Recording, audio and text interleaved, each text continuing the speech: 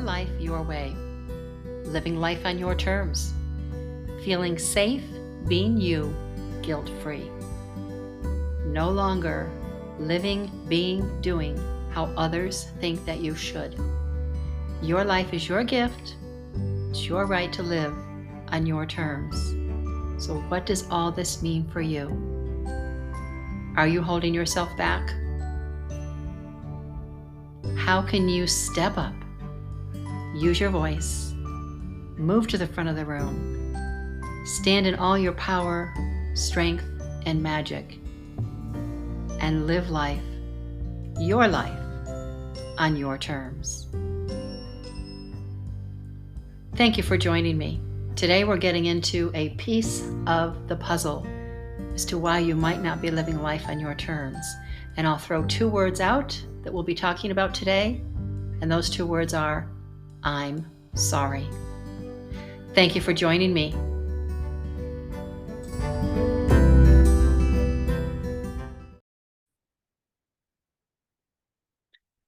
Hello, welcome.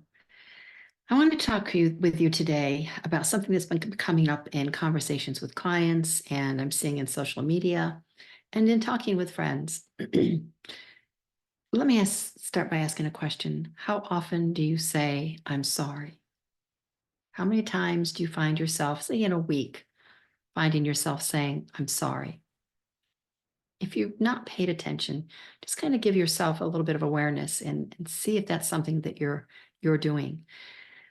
And if you're not doing it out loud, are you doing it silently? And by that I mean, are you holding back on your words? Are you holding back expressing your thoughts, your feelings, your emotions, your dreams?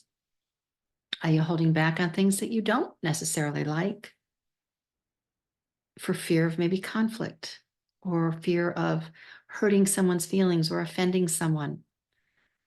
Are you hiding in the back of the room versus being up front, sharing your power, your grace, your strength, your magic? Are you limiting yourself? Have you pushed your dreams aside for other things, other people? Saying I'm sorry. I can go out. I swear it's every time I go to the market or another type of store. And first of all, I'm past that stage of rushing. I don't rush unless for some reason maybe I've overslept and I need to get to an appointment. But other than that, I prefer to move through the day with intention, and that's for another conversation. But when I'm waiting, let's say I'm in the market, and let's say we're in the pasta aisle and sauces, and you're looking at sauces and you're trying to decide what it is, or you're not sure what you're looking for. And I'm there and I'm waiting. I'm just going to politely stand, give you a moment to do your thing. That's just how I am, because pushing in or saying, excuse me, is not going to make my day speed along any faster. And it gives me a moment to breathe. But undoubtedly, whether it's that or I'm just walking through an aisle and there is another woman there, she will undoubtedly turn and say, oh, I'm sorry. Oh, I'm sorry.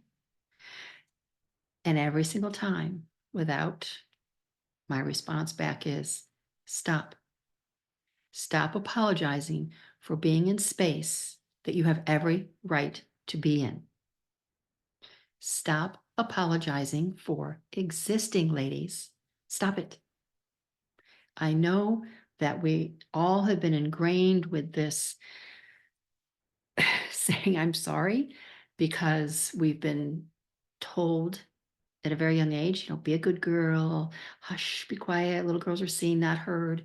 You don't want to argue, you don't want to rock the boat. Don't cry. I was always another one. Don't cry, stop crying. And then of course there's always you're too emotional. So we've learned throughout our life to say, I'm sorry. And it's so funny. And funny, I don't mean funny, haha, but it's so funny that we say, I'm sorry for everything. It's become a way to just keep us in this little space. And you see it all the time. If you watch a TV show or you're out with friends or something, somebody says, oh, this happened to me. And you might go, oh, I'm so sorry. And I think to myself, I've done it. I think, why am I saying I'm sorry? It's not my fault. It's not your fault. But it's easier to say I'm sorry than it is to really sit with that person's feelings and emotions and to take the time to think about, does something really need to be said at all? Is there something that we can really say with words that have a heartfelt meaning to be there for that person? But we're so programmed to say, oh, I'm sorry, I'm sorry, I'm sorry. It really keeps us from expanding and exploring and being a part of sharing and being supportive for someone. It's really kind of a hot mess. um,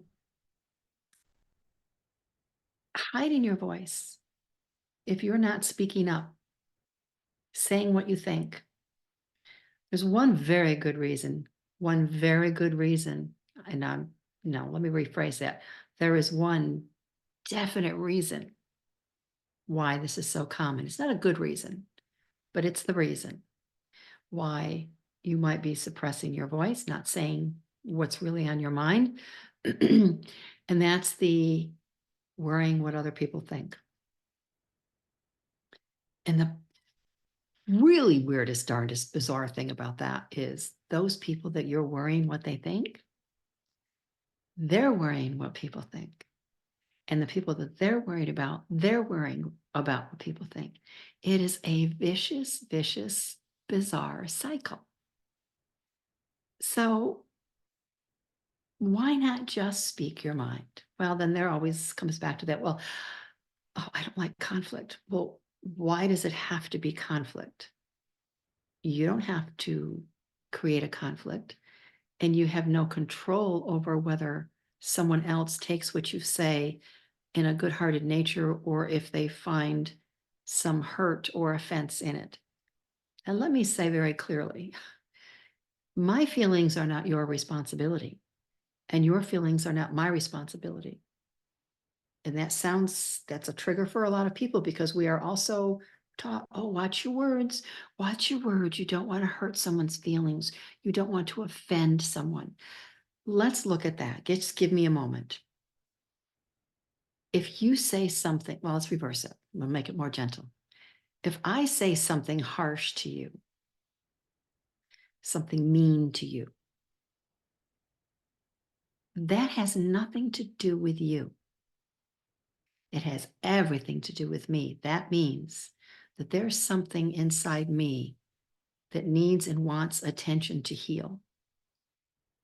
And it's up to me to recognize that and to work with that. If you say something mean, harsh to me, critical to me, and I react offended or hurt, that's something in me wanting and needing attention to heal. Think about it. We're all carrying our stuff, whether you want to admit it or not, whether you want to face it. And I'll say that because let me tell you, it was way in my life before I had my own awakening about all of this and had to ask myself, what exactly has my role in my life been? And that began to, well, asking myself that question allowed the door to open. And it's really amazing what you can learn about yourself and begin to see and recognize that you saw it in your parents. You saw it in your classmates. You may have seen it in your church. You may have seen it just in society. It's all humans are just sharing stuff and finding their own piece of what they think is perfect and then sharing that that's the way that it's supposed to be. No. God, how boring would it be?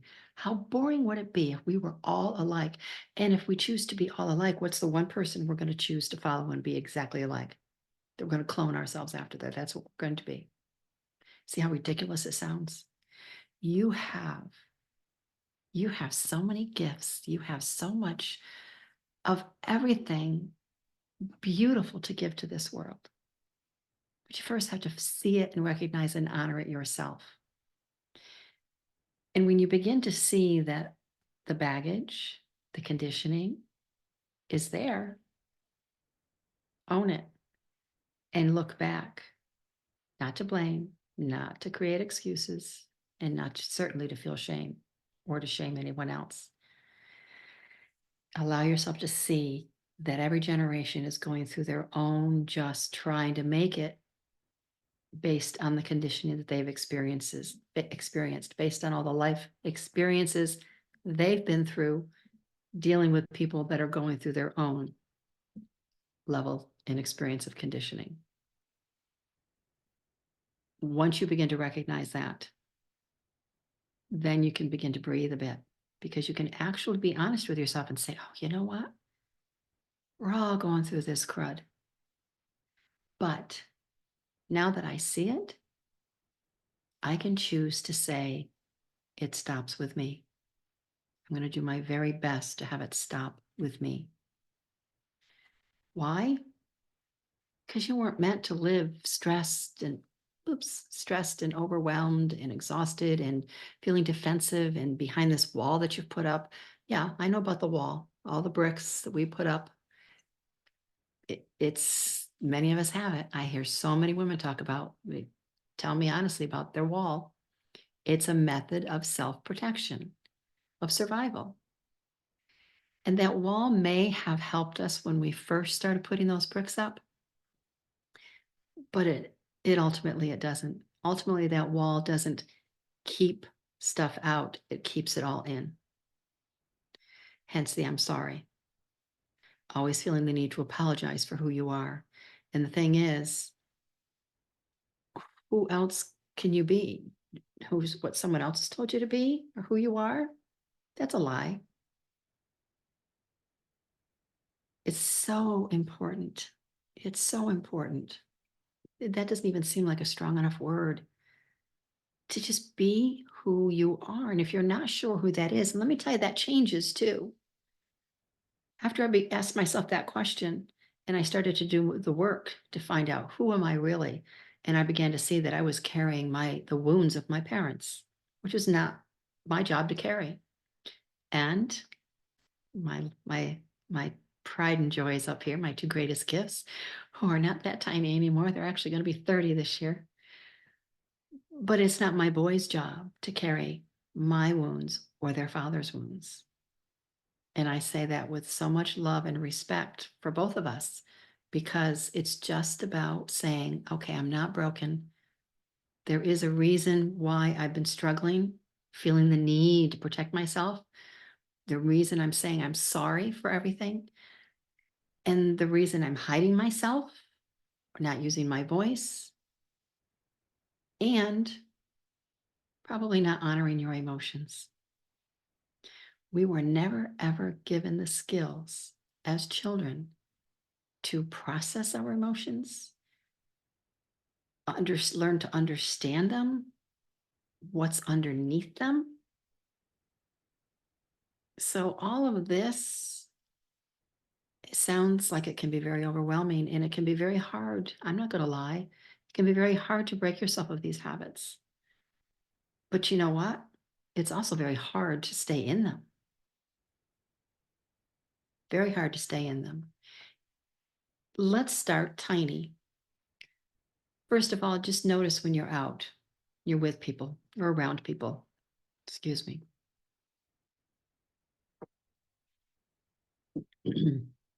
Notice, number one, are you apologizing for being in space, for being in the space you're occupying?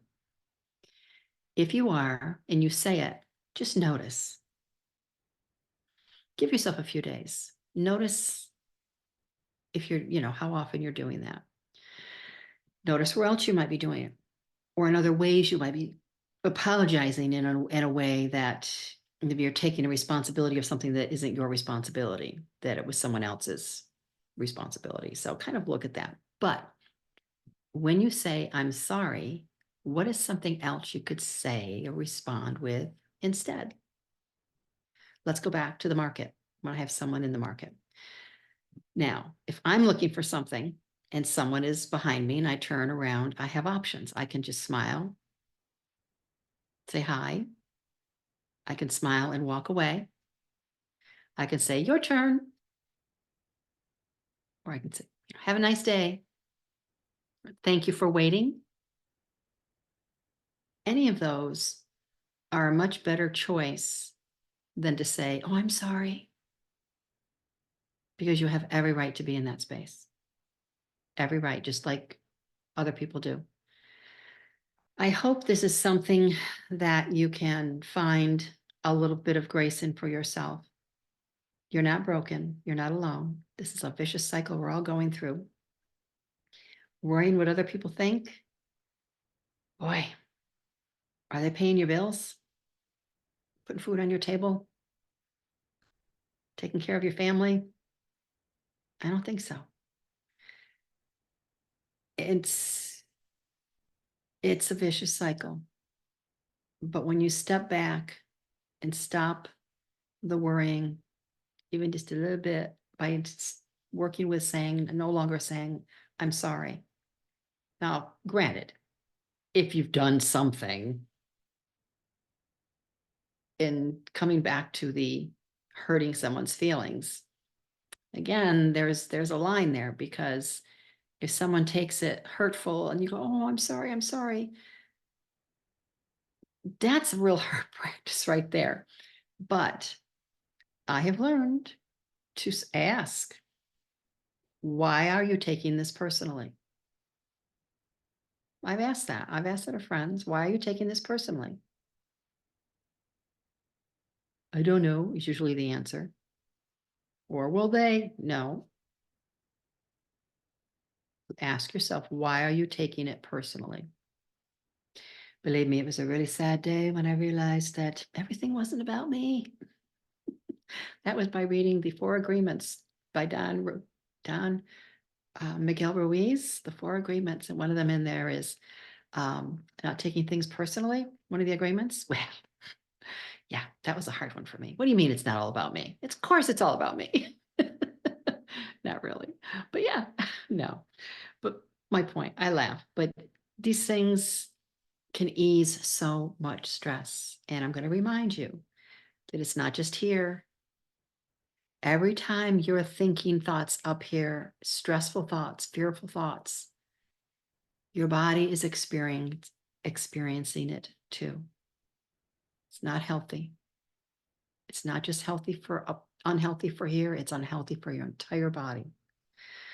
So I will leave you with practice not saying I'm sorry. Find an alternative. Doesn't have to be a multitude.